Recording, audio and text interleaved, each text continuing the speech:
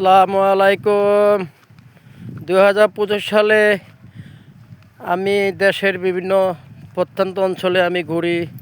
আমি দেখেছি প্রায় জায়গায় মসজিদে ইমামকে নিয়ে অনেক ধরনের কথাবার্তা, আচার ব্যবহার এগুলো আমি দেখেছি।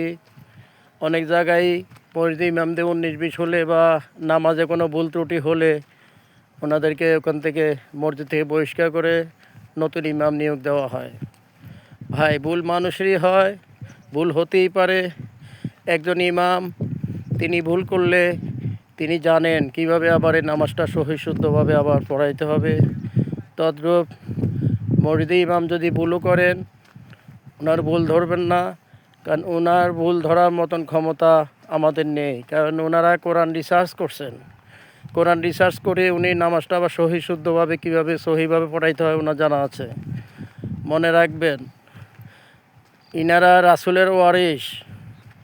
ভাই, দুনিয়ার জমিনে আমরা ওনাদের সমালোচনা যেন মসজিদে ভুল হলে মসজিদের মধ্যে শেষ হয়ে যায়, এটা বাইরে এসে না করি।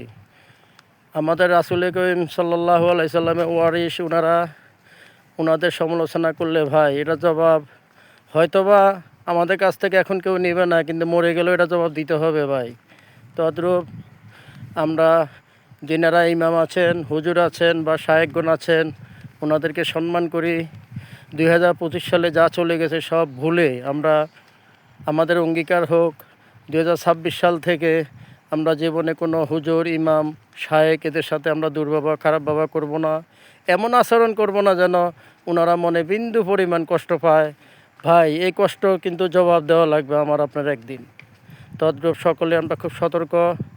আমরা মসজিদে যাই, আমরা এবাদত বন্দেগী করার জন্য, এবাদত বন্দেগী করতে গিয়ে যেন আমরা ওখানে উল্টো গুনাহগারী না হয়ে যাই, সেদিকে খেয়াল রাখি। আজ এখানে বিদায়। আল্লাহ হাফেজ।